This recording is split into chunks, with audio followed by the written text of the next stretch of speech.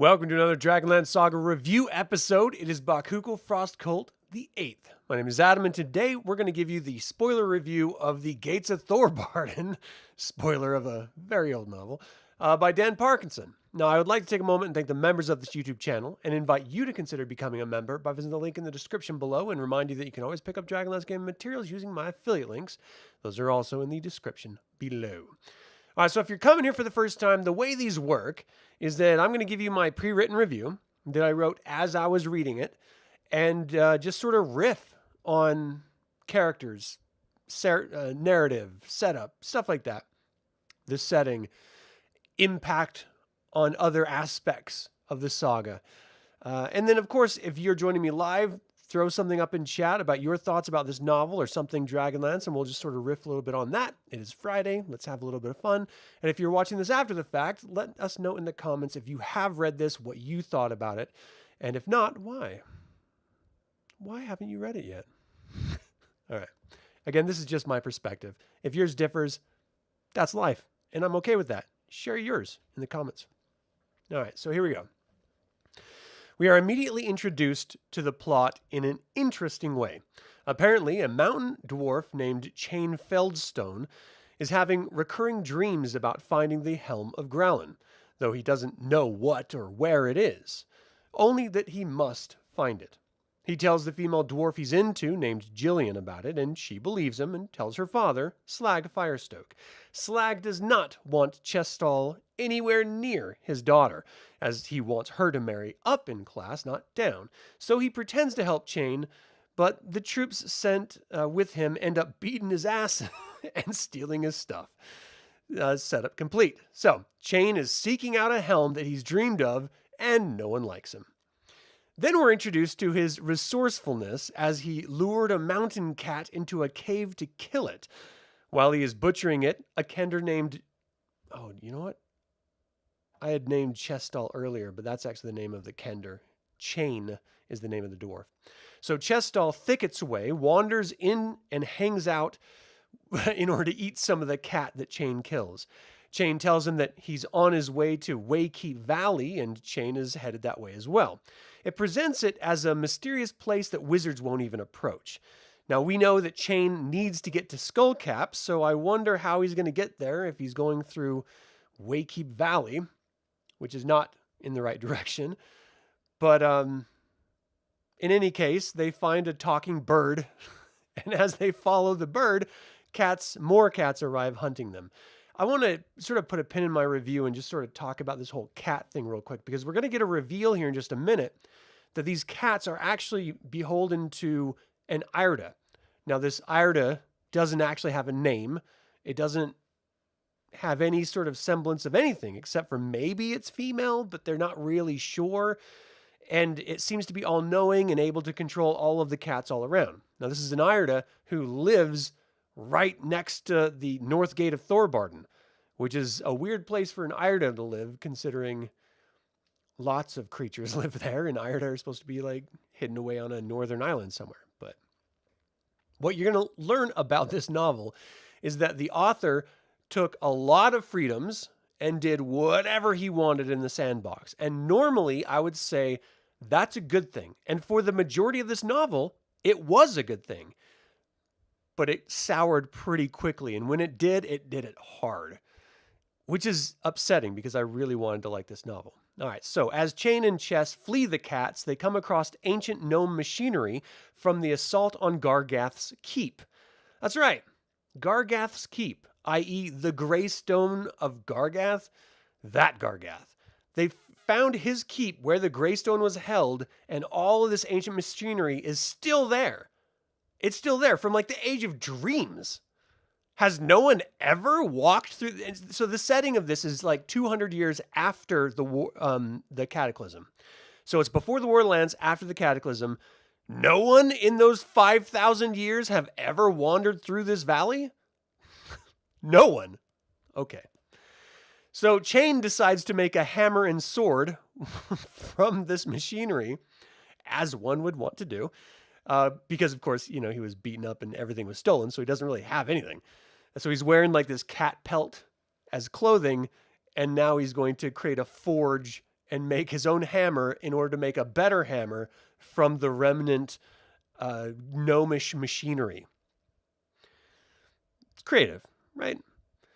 So while Chess goes off and explores, Chess is the Kender. So Chess comes across an unactivated spell from the Dwarfgate Wars and then ends up naming it Zap later on, which I kind of find hilarious. A red robe wizard named Glen Shadow the Wanderer approached Chain, somehow knowing his destiny, and he guides him to the Irda. Chess meets up with both of them and the Irda and explains that the Irda explains that the two gems that held the gray gem, the Spellbinder, which is still affecting the valley, which is the reason why Zap hasn't gone off yet, and Pathfinder, which is the helm of Grallen, ken to the last king of Thorbardin, Duncan. She also tells Chain that he is a descendant of Grallen. It is his destiny to use the helm to hide the north gate of Thorbardin, which has been abandoned since the Dwarfgate War. Now, already we have a couple real big problems. First and foremost, the third spell, named Zap, that Fistandantilus cast during the Dwarfgate War, didn't work because Spellbinder was there. But Spellbinder was there for the first two spells, so why did they go off? I don't know. No answer. Didn't even question it. No one even brought it up. That's the first thing I would ask. Oh, well, that's weird. How did the other two work? There's zero logic in this novel, and the more you look into it, the less logic it has, and the more infuriating it is because you didn't ask the questions about the logic inconsistencies, and you just get pissed, like I am. Okay, so that's the first problem. The second is they never say what entrance, and they're constantly talking about how the northern entrance has been sort of abandoned ostensibly because after the cataclysm there's a bunch of problems with accessing it. But that's not actually the gate, which we'll find out here in a minute here. That's not actually the gate that he needs to collapse, which then begs the question, how did the north gate end up getting collapsed later on? Because that was a real big problem later on, is that the north gate was shut down, and so they had to find the south gate, which the Helm of Grallen helped them find in Dragons of the Dwarven Depths and in the modules. So already this is messing with consistency of the universe here, which always bothers me because this is early on and it's already been established. So why mess with it if it's already established? All right. So meanwhile, Jillian, who is the best part of this novel, she's an awesome dwarf, is not content to let Chain wander around, and when she finds out that her father screwed him over, she beats up one of the ruffians who abandoned him and makes him draw her a map of his last known location. She doesn't just beat him up, she beats him up and chains him to a rail, like Snidely Whiplash, if anyone remembers the Rocky and Bullwinkle TV cartoon. Like, she changed him to this thing, basically like a train station, and she's like, look, you're gonna die unless you tell me where Chain is. And he was just like, no, okay, here. It was just great. She's awesome. At the same time, a human trader named Wingover and an elf named Garen Windus Thalus. I swear, any author that adds Thalus to the end of an elven name is doing it because it's been done before.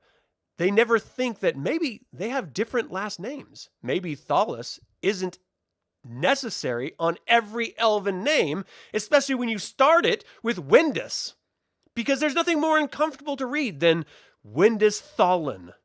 That is a mouthful of a word that is frustrating and stupid. I'm nitpicking at this point, but it's that bad. So they're separately traveling to a town called Barter as well. Wingover comes across Garen as goblins are waiting in ambush, and he helps defeat them.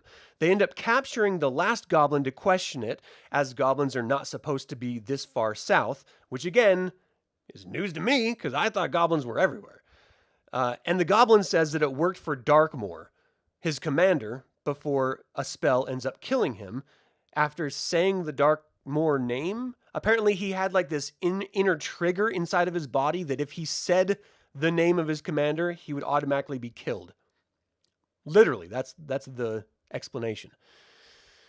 So then Nuitary eclipses Lunitary and Solinary and is seen as a sign that danger is coming to Krynn. Now this is a couple hundred years after the Cataclysm, so there should be another 150 years before the War of the Lance. But they're already talking about High Lords roaming the land and amassing armies, and Darkmoor is working for Verminard, or is implied to be working for Verminard. And so I'm not 100% sure is the exact timeline that this book is set in. Which is really, again, frustrating because it's constantly referencing High Lords and it's referencing armies amassing in the north, which was the exact same thing that was told to us 150 years later when the Heroes of the Lance met up in Solace.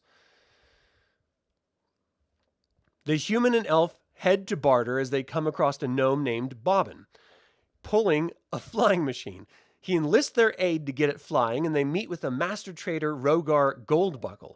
Rogar enlists Wingover to help Jillian find Chase, and they all help Bobbin fly his glider, which he's unable to get to land. At this point, the glider bit is kind of funny, and it's kind of fun. This is an insane gnome who his machines work more often than other gnomes, and so he was kicked out of his gnomish community because of it. But it's still a gnome, so he can't land the thing, which is like an ongoing gag. But even that sours quickly, which I'll get to in a second. Then the next morning, they head out to find Chase reluctantly. They come across the Commander Darkmoor and Goblin army and leave as Garen, the elf, stays back in order to kill any straggling goblins because he hates goblins. Again, if goblins have never been in this area, why would the elf hate goblins? He had never, presumably, come across them before. But then Solace was built because of the raiding goblin armies. So goblins do come here. So why is it so strange that goblins are here?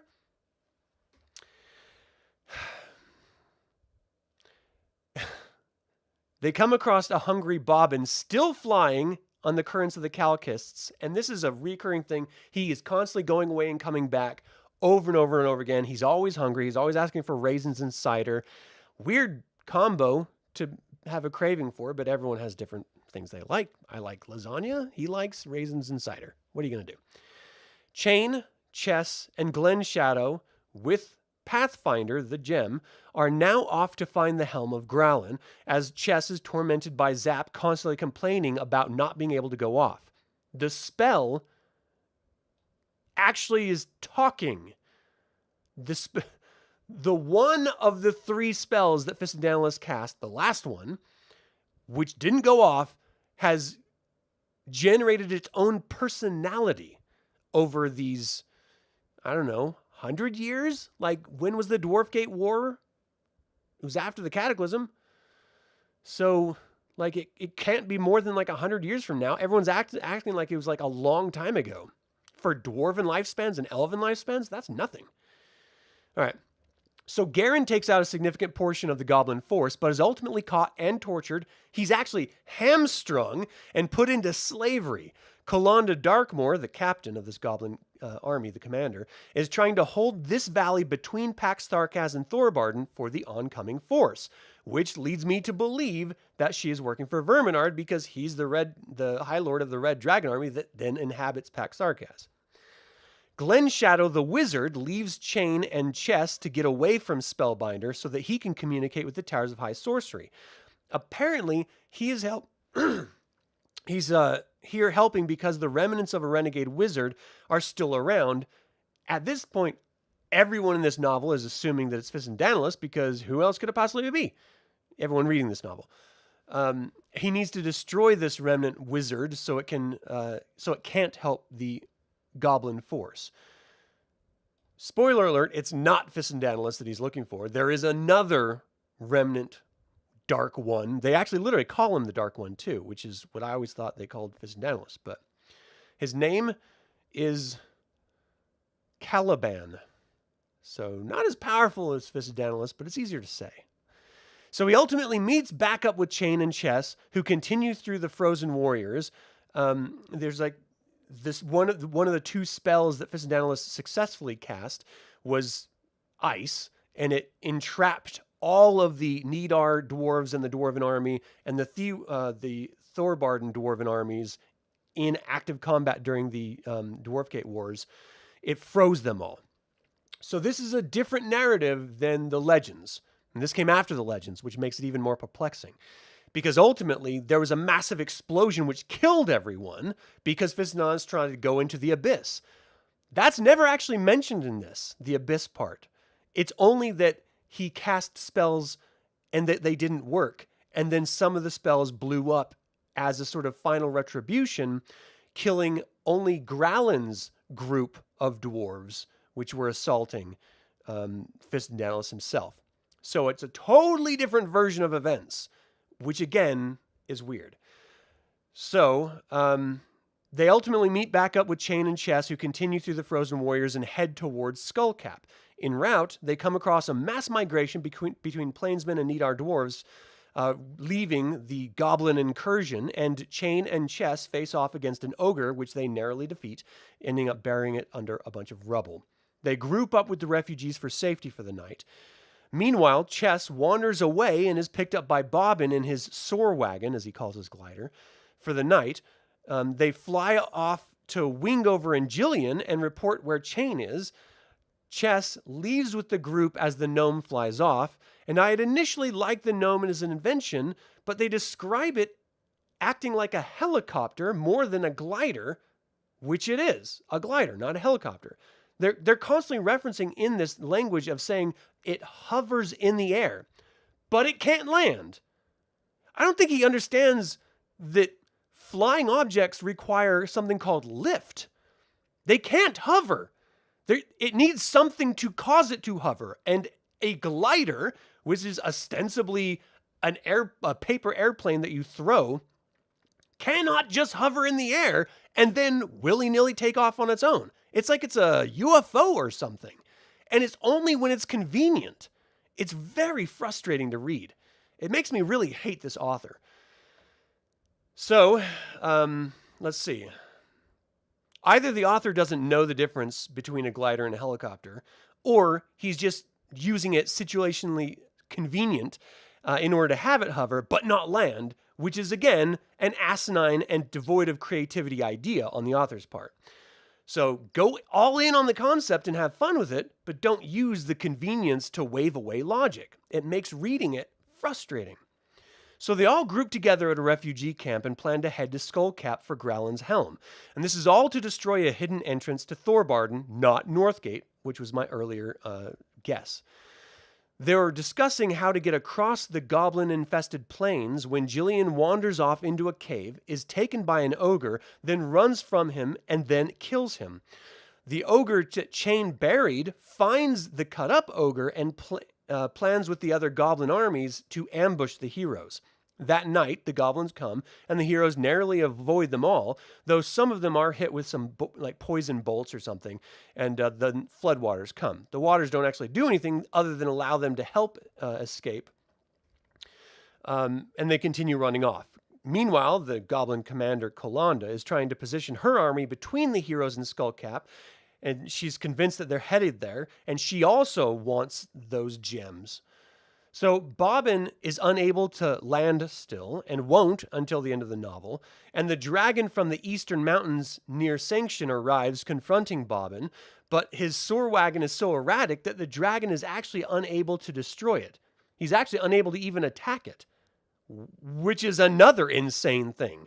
It's flying around as if it's a UFO, like it's just boop, boop, boop, boop, boop, boop, boop, boop, boop, bop, bop, bop, bop.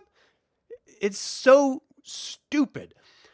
And so the dragon, which can't kill this thing, ends up just giving up. He's like, well, I can't really have anyone survive after seeing me because no one's supposed to know we're out here, but I can't really catch you, so peace. And he just leaves. Like, seriously. So they had like a half a chapter of their chase, and then they just give up. Like, well, I can't catch him, so I'm just gonna, hope he doesn't tell anyone. What? It's the stupidest goddamn thing I've ever read in my damn life. So, the dragon is like shooting its breath weapon of fire after this soar wagon that it can't catch. And part of that flame hits behind a goblin army that's sneaking up on the refugees who went to the frozen army area to get all their weapons out of the ice so that they could then fight the goblin army. Well, the dragon burns the ground, which melts the army, which stops the frozen dwarves from warring with each other, and they all instantaneously defrost, realize they're still alive, stop fighting, and face the goblin army and kill them. If you're frozen, let's just pretend that you can freeze and then be unfreezed and still be alive. Let's pretend that's a thing. So you unfreeze in mid-battle with your hated enemies that are assaulting your home.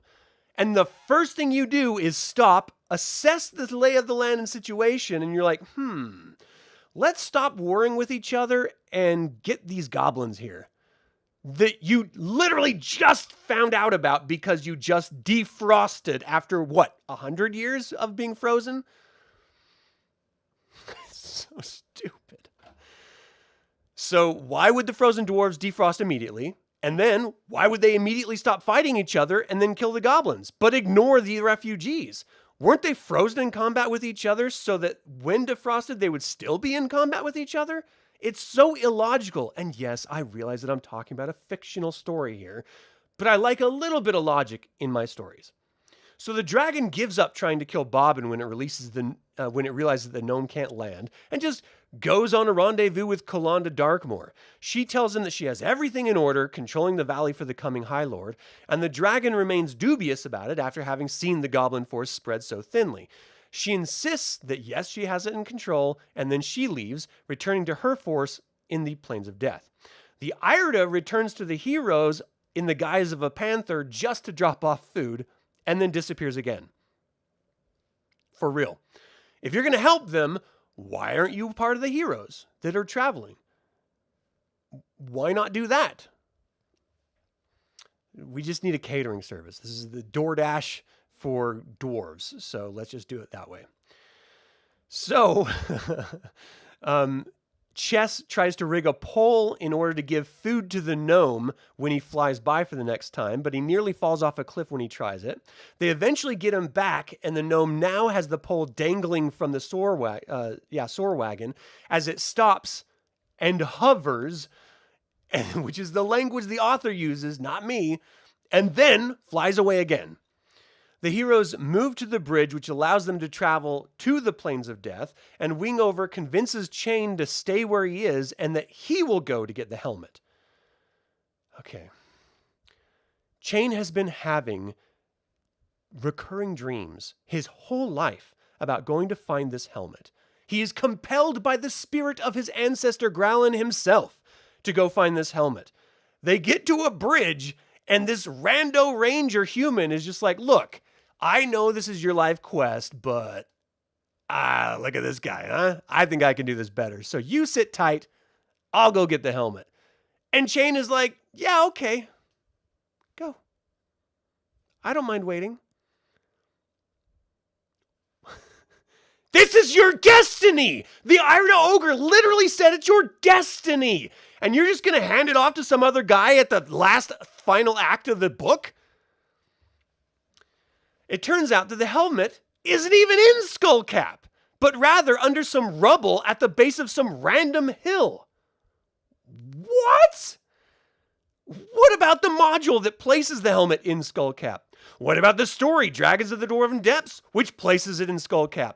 What about the cover of the artwork of the book that shows Grallen opening a chest and pulling out the helmet with the, Chain opening up and pulling out the helmet with the ghost of Grallen hovering behind him? None of it happens. It's all BS. It turns out that the helmet isn't in Skullcap, but rather in some rando hill. And it doesn't matter much anyway, because the wizard Glenshadow has already found the helmet when Wingover arrives. So think about that for a second. We start the book with Chain going on an insane quest to find a helmet that may or may not even exist in order to stop a war that may or may not even come to pass because no one knows about it. And then the rando wizard shows up and he's like, yes, it is your destiny to find this helm. Let me go with you so I can find it too, because I need to find an ancient wizard that is trapped somewhere in the area. So he goes along with it. And instead of helping him fulfill his destiny, he just finds the helmet himself. He's constantly leaving the party because he can't cast spells with the gem that Chain has, the Pathfinder gem. And so he goes off for the helmet himself, and he finds it himself without anyone else. Why didn't you just do that in the first place? Why did Chain have any destiny at all if the wizard could just show up out of nowhere and find the helm in the middle of nowhere? And here's the worst part about it. You didn't even need the helm at all. The whole point of finding the helm was to destroy the hidden entrance into Thorbardin. But the helmet doesn't destroy it. The third spell that couldn't go off destroys it. Okay, so Wingover arrives, but Glenshadow, the wizard, is frozen in place as he picked the gem out of the helmet, which then freezes him in place like it did the gray gem. Wingover then takes the gem out of his hand, puts it back in the helmet, and the wizard can move again. Kalanda is communicating to the dead wizard Caliban through a thong of leather that she keeps in her shirt. This is the worst part, everyone. You thought I was losing my mind before. Just wait. She pulls out this little leather strap that the essence of Caliban is trapped in, this renegade wizard. They should have just used Fistandantilus because the spirit of Fistandantilus is in Skullcap. Like, it's in there in the modules. You could have just used him. So anyway, she pulls it out, and this spirit of Caliban is like, "Oh, I sense a wizard. We must destroy him because he tried to destroy me, and I must have vengeance." And she's like, "You'll listen to me, wizard. Find them. I need to get all those gems that they have." Why? I don't know. She just thinks they're interesting, and so that's what she's going after. She has literally no reason to do it other than the author wants someone else chasing for the gems. So it's just so bad. So she wants him to help her kill them so that she can complete access. She wants him to help her kill them in order to give him complete access to her heart for power, because that's what he needs to survive, like Fistandantilus or something. She rips open her shirt so her breasts are hanging out in the open air, so that the leather is dangling between her boobs. I'm 100% serious. This is in the novel. Now, I'm not a prude, and I don't kink shame. Whatever 2 or more consenting adults do between themselves is totally fine with me. But this is the most ridiculous turn of events ever. What, the thong needs to see outside of her shirt to find the wizard? It was already against her skin in her shirt, so her tits have to be swaying to and fro for the dead wizard to do his work? You can tell that a man with the sensibilities of a child wrote this, because there's no universe, any fictional or non-fictional universe, where a woman talking to a leather strap with the soul of a renegade wizard in it thinks that the best way to employ his power is to rip her shirt open and have her tits flapping in the breeze. So stupid.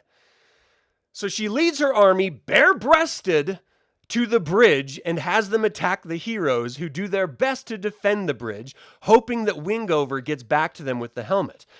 The gnome once again flies by, and the Kender shoots a glass ball that was holding the power called Zap, the spell that Fistandantilus' unexploded spell in it, to try to dislodge the spear, putting it far away enough from the Pathfinder gem in order for it to go off. As it starts building its power, the ogres from earlier attacks Chain, and Chain defeats the ogre. As Kalanda is ready to take the helmet away from Wingover, Garen the elf, who was the slave captured who was hamstrung and stuff, he finds a bow and arrow, shoots it. It goes through the bare-breasted Kalanda's back, through her front, through the leather thong that Cathan was inhabiting, killing them all with one shot, which stops the Des Wizard from attacking Glenshadow. And Zap goes off in a massive storm as Chain takes the helmet from Wingover and Jillian into the hidden passageway they conveniently found in the chaos of everything happening. And Zap then seals the tunnel off, sealing them in, and they are now in Thorbardin. But that's not all. Wingover, Chess, and the gnome somehow survived the blast. Glenshadow is not mentioned anymore in the novel again, so who knows if he survived.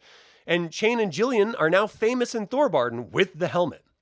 The helmet is in Thorbardin, before the heroes of the lands can find it in Skullcap, which means that they don't ever find Southgate, which means that Pax Tharkaz refugees don't ever get saved. Don't you think that's kind of important? This is such a ridiculously convenient and hollow ending that I wonder what happened in the writing of this novel. The first 4/5 of the novel were great, but it seemed like the author realized he had to wrap it all up in 50 pages and just shit the bed on the rest of the novel. The dwarves now have the Helm of Grallen and 2 god gems called Spellbinder and Pathwarden, which are never mentioned again. The helm ends up back in Skullcap somehow, so that the heroes of the lands could find it, and the players in the modules can find it, which then leads them to Southgate of Thorbardin, and no one ever thought about this novel ever again. I remember enjoying this novel when I was a kid, but I must not have thought about it that much. I'm sorely disappointed in this ending, and because it's so bad, I cannot in good conscience recommend it to anyone. This breaks a lot in the saga, and for no reason. It never even pays off the cover art, as Chain didn't actually find the helmet at all. A human wizard did, and then he handed it off to a ranger, who then handed it off to Chain. Why did the wizard even need Chain in the first place? His whole essence, his whole presence, his whole destiny was pointless, because he didn't do anything in the story at all. It's insane. That's my review. It's insane. Hey, Michael, thanks for tuning in live. Happy holidays. Oh, man. Seems that some of the authors of these novels just mix and match different Dragonlance elements. Yeah, interesting but confusing, for sure. You're all in for creative craziness. I am, too, as long as there's logic to it. Hey, Chico, how you doing? You love the setting and spent so many hours reading the novels as a teen, but looking back, it's so derivative of each other. The setting deserves so much more. I agree. Hey, Renan, how you doing? No problem. Let's see. Hope everyone's having a chill evening. The UK. Oh, nice. Well, hello from the UK. This one has been on your to-read pile for ages. I would probably leave it there. If it was a campaign DM, Adam would be going for the total player kill now. Yeah, I totally would. Rando wizards and pointless MacGuffins, like the last campaign you played in. Nice. Hey, Albert Watch, how you doing? Or Albert Witch, sorry. You remember this standing out to you reading as a kid? Yeah, it stood out to me too, but for the life of me, I didn't remember any of it. I just remembered enjoying it. And now reading it again, I was just like, what the hell? This is so out there. So unfortunately, with many authors that contribute to the world of Dragonlance, you can't control the level of writing, like we get with Tracy Hickman and Margaret Weiss. On some level, this is a shame. Yeah, I agree, Braska. Thanks for tuning live, though. You sure you read this a long time ago yet, but you don't remember that? I know. It's so strange. Your consciousness probably just chose to block the parts out. Yeah, I think that happened to me, too. On the other hand, you do get some great Dragonlance novels that are not from Tracy and Margaret. Yeah, that's true. There are some really, really good ones that I'm really... And the worst part about this is the period where TSR realized that there is a hunger for books about Dragonlance. And so they just assigned them to authors and just paid them like minimal money, gave them no royalties, just said, here, pump this out in a couple months, and then we'll get it on the shelves. And that's how it kind of worked. It was a factory for a long time. And that's why we have such bad writing, bad logic, and just crap for so long. It was rough. On the other, okay, so let's see. Yeah, the Gates of Thorbardin caught your attention, but after that, well, here's the deal. It never mentions the Gates of Thorbardin. Why is it called the Gates of Thorbardin? Here's what I think happened. I don't know. I think maybe it was Elmore or someone who painted the picture. They had an amazing image of this painting for the front cover. They thought of a name. Oh, the Gates of Thorbardin.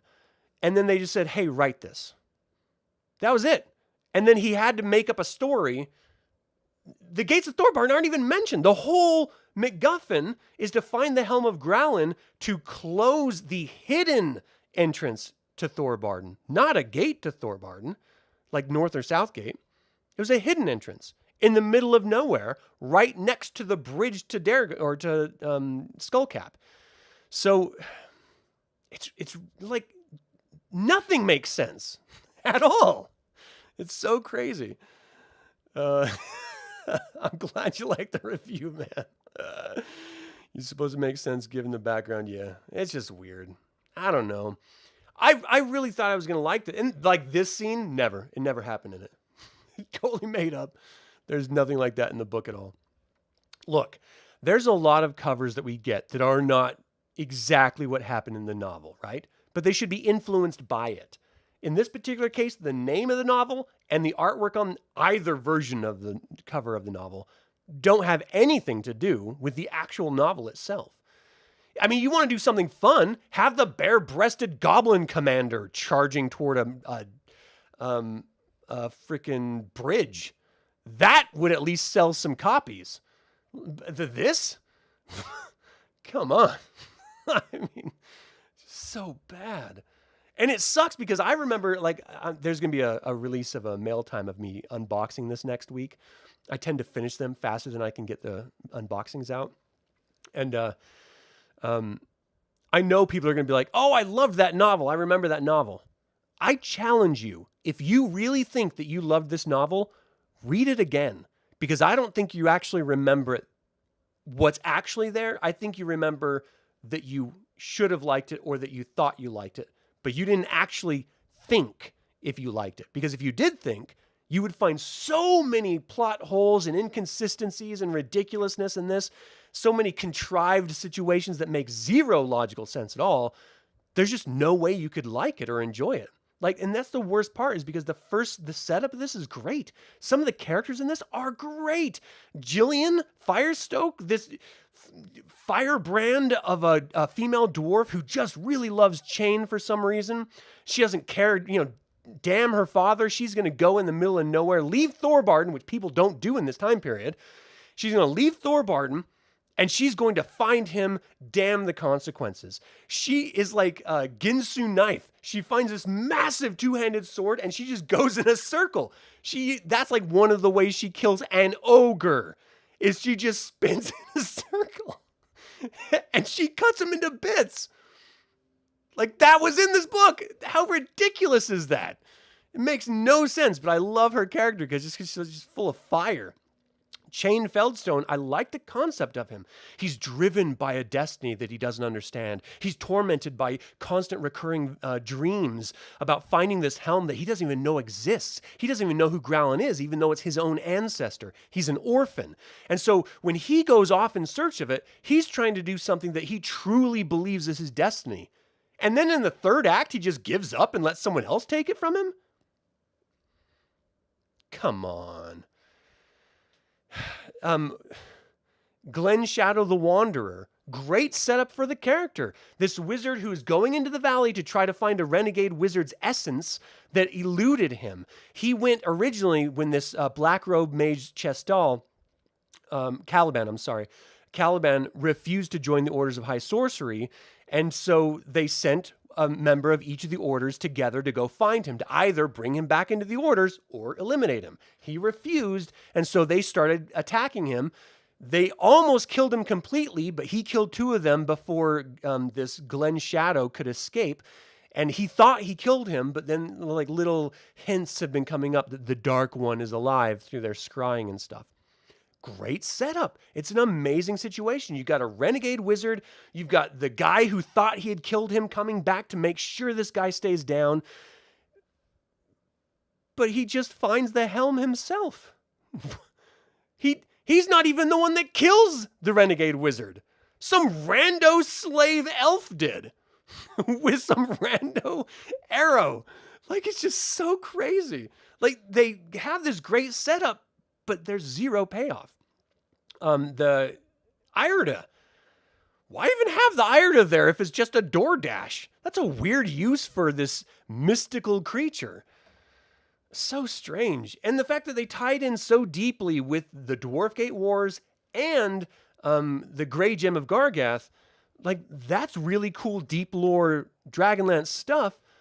But they never pay any of it off because none of it ties into what actually happened per Legends novel trilogy that has already been released by the time this was released. So it doesn't make sense. Last time you read it was in your teens? Yeah. We're all so much older now, so Like, memory is not as great as it used to be. You know, I think I remember these books very vividly until I reread them, and I'm just like, wow, I didn't remember any of that. Did I really read this? Like, I thought I read it, but apparently I don't remember anything. Anyway, all right. Thank you guys so much for tuning in. It's been a hell of a 3 days reading this book. I'll tell you that. And it's short too. It's only like 310 pages. I feel like you could have done more with that. This author, I would never read another novel intentionally of his again. If this is his quality, this is ridiculous. All right, that's it for my review of The Gates of Thorbardin by Dan Parkinson. What did you think about Verminard sending this, what's her name? Colonda Darkmoor and her goblin army to secure the valley between Thorbardin and Pax-Sarkaz? It's an interesting setup, I thought, because ultimately they were going to invade Thorbardin and use it as a base of operations. That's been out there for a long time. So I like that concept of it, but she's just like a terrible villain. You know, she just can't seem to do anything right except for rip her shirt open like Hulk Hogan. What do you think about this being set so far before the Heroes of the Lance in the War of the Lance, but then referencing the dragon armies mustering in an era where they weren't actually mustering at all? Do you mind when the time is so off in these stories that it makes no logical sense? Does it even bother you? Do you just latch on to elements of the story and enjoy that for what it is? Am I looking too deeply into these novels? These are just meant for kids. I don't think they're meant for a cohesive universe of storytelling. So am I just being too critical? I can accept that if that's the case. Let me know in the comments below, or you can always email me at info@dlsaga.com. I would like to take a moment and remind you to subscribe to this YouTube channel, ring the bell to get notified about upcoming videos, and click that like button. It all goes to help other Dragonlance fans learn about this channel and its content. I am not doing the weekly lore videos because I'm doing the Soulforge playthrough, that choose your own adventure Soulforge. I'm doing videos for every little option. So it's taken me a very long time. It is such a labor intensive process. So that's why you're not seeing the weekly videos. As soon as I'm done with this live playlist, then I'll release it and I'll get back to my regular schedule and stuff. But it's draining my soul doing this damn project. It's so time consuming. All right, this channel is all about celebrating the wonderful world of the Dragonlance Saga, even when I rail against it. Thank you so much for joining for Dragonlance Saga. My name is Adam. Until next time, Slanjavar. Have a great holiday, everyone.